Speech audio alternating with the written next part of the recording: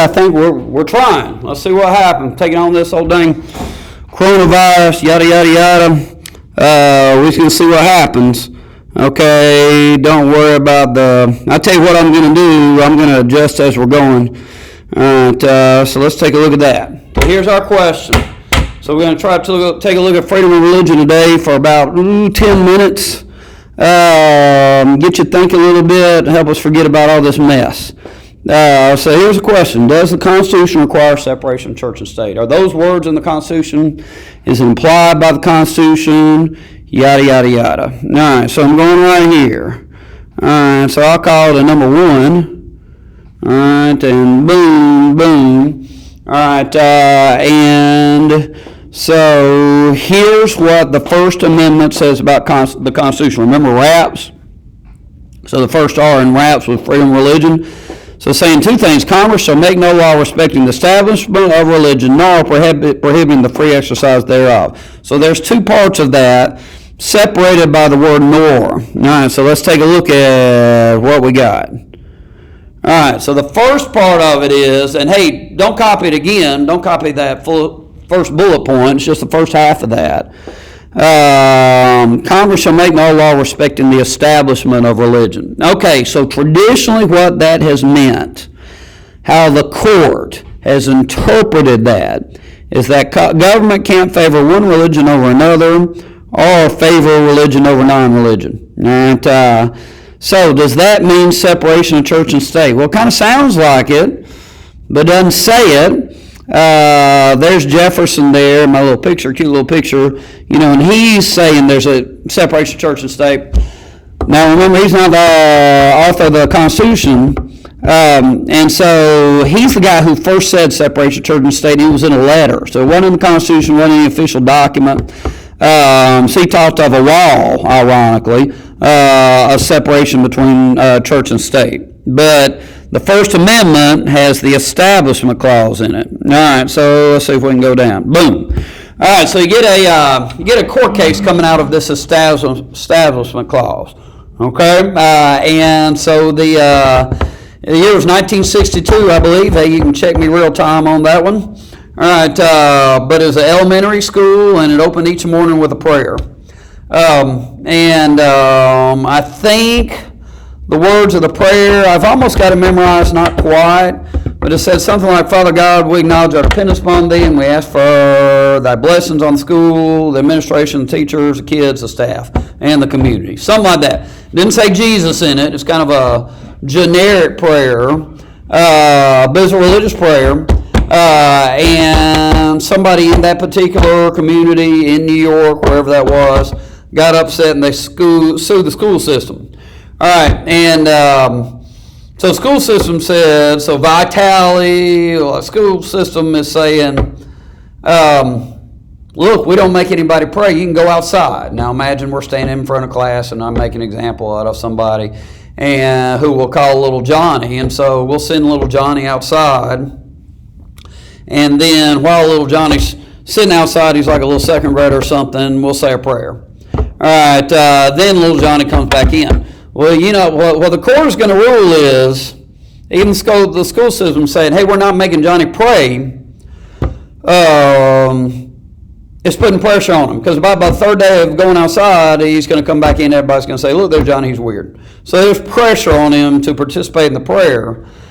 So the court ruled that this is the government, because it's a public school, pressuring this kid to pray is violating this Establishment Clause. It's creating government-sponsored peer pressure to pray.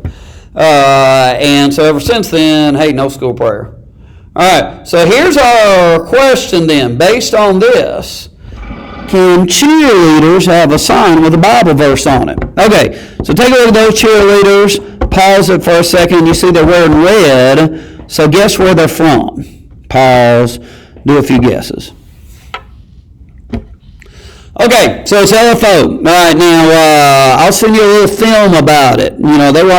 These girls were on Fox News, I don't know, 10 years ago, something like that. And so then the question was, are they allowed to have this Bible verse at the beginning of a football game? So that's interesting. That's thought-provoking. Okay, so ponder. Before you move on, pause it, argue with each other about it. All right, here we go. Okay, and then let's review. Okay, so pause it. And then I'm going to keep going. Okay, so there was another court case, I think it was like in the 80s. It's called Lemon versus Kurtzman. It said any government-sponsored activity has got to fulfill 3 criteria. First, you got to have a secular purpose. Okay, does the cheerleader sign have a secular purpose? Yeah, it does. All right, it does have secular purpose. It gets the football team fired up. It gets the crowd fired up. If they're fired up, football's an emotional game. They're fired up. They get a couple of first downs. Maybe they get a score on the first possession, something like that. They make the other team punt. So it does have a secular or non-religious purpose. Okay, second thing, have no excessive entanglements with religion. Can't feel religion. Well, I mean, it doesn't make it here. It violates that criteria. Obviously, this sign feels religious. It's entangled with religion. And then finally, neither encourage nor discourage religion, same deal. You know, it's clearly encouraging religion. So it meets criteria number 1, not the next 2. As a result of that, the football cheerleader sign fails the lemon test, and so, hey, the cheerleaders couldn't have their signs. All right, so let's tell the rest of the story. So what happened? There's a business across the street that's private, so it can have religious signs as it wants to because it's not paid for by the government. It's not government-sponsored. So businesses across the street from LFO said the cheerleaders could put up their sign there. They were on Fox News several times saying, hey, my freedom of religion, the free exercise clause being violated. But hey, they weren't allowed to have the sign on the field anymore. Now, so a sign on the field with a Bible verse by cheerleaders is against the law. Now somebody's saying, I know I've seen a sign like that before and nothing happened. Yeah, you're right, you have. Probably about once or twice a year. Okay, so then the question is, what happens if you break that law? Well, what happens if I break the seatbelt law? Probably nothing. If I get pulled over, I get a $15 fine. So what's the punishment for a school breaking this law right here? Well, GHSA fines them. I don't know how much. All right, but the cheerleaders don't go to jail. Principal of the school doesn't go to jail. There's fine. All right, so if, hypothetically, a school wanted to run the risk of getting sued because the big game's a state game or something like that, they might still decide, you know what, we'll just eat the fine, we'll pay a $50 fine if in fact somebody gets mad. So just because something's illegal doesn't mean it's going to be a harsh punishment. All right, so we'll leave it right there. All right, just because you break that law, something is against law. Just because you break law doesn't mean the punishment's going to be real harsh.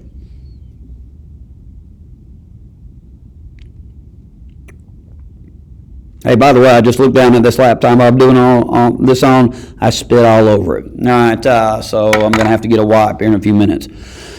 Okay, we know the story, the Scopes Monkey trial.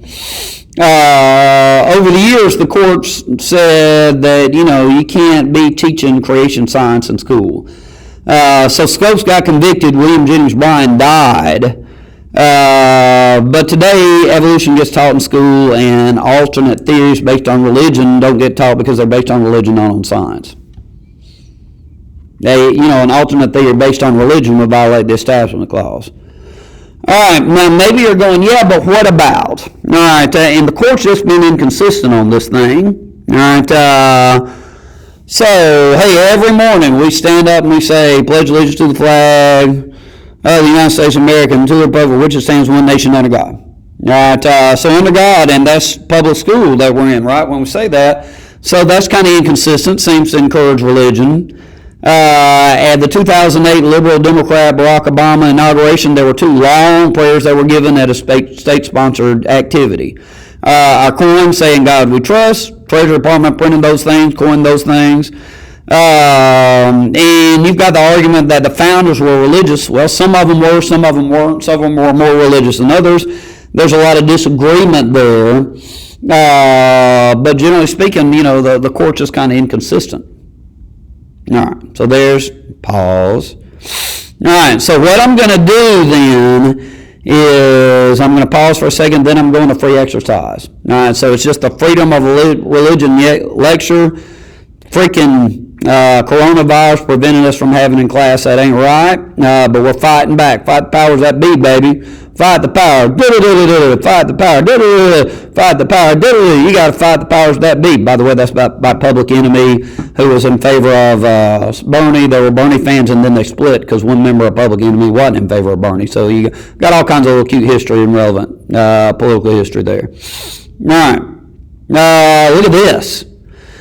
So Texas has the Ten Commandments on like engraved on the Capitol grounds.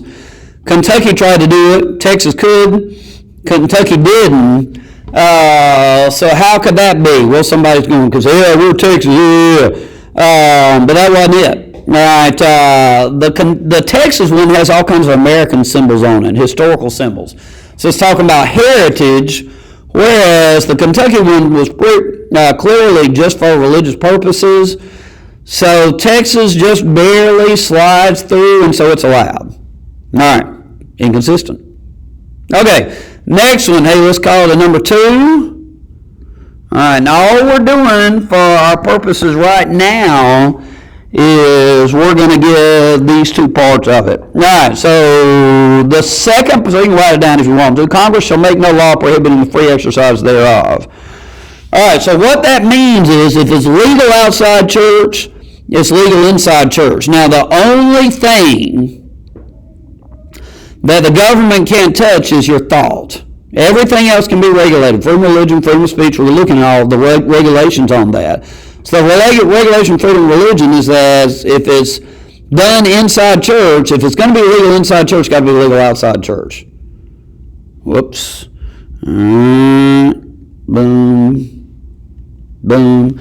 Okay, so here's things that can be done inside church. They can kill chickens. Why? Because we go to Chick-fil-A, we go to KFC. Killing chickens is legal outside church, so it's legal inside church. Worshippers, if they can convince the government they're pacifists, they don't have to go to war, so they can get conscientious objector status. All right, Amish students. So the court case is Amish versus Yoder. I'd encourage you to look that up. I'm going to just get through like the slides right here and then see if this thing sends, and then I'll say some more about it because it's real, real interesting. But the court ruled that Amish kids could drop out of school before everybody else in order to kind of protect free exercise of Amish religion, which seems to be favoring what? Favoring Amish over like being Baptist or Catholic. Okay, well, it's not allowed. Hey, you can't smoke pot, can't smoke peyote, you can't do illegal drugs in class, in church, because that's illegal outside church. Polygamy. All right, hey, there's fun stuff to think about. So, video 2 I'm going to send you, hopefully today, is going to include a discussion like of the Amish and polygamy. But right now, I'm just trying to make sure this thing works. All right, so not just yet. All right, you can't always get conscientious objector status. The boxer Cassius Clay converted to the Nation of Islam, became Muhammad Ali, got drafted fighting Vietnam, tried to get conscientious objector status, and they say, oh, bullcrap, there ain't no way a boxer's non-violent. All right, so it didn't work out for Muhammad Ali. Okay, let's see if we got anything else. Boom, freedom of speech. So we're not doing that. All right, I'm going to stop. And hey, if you're watching that, that means it worked. Let's see what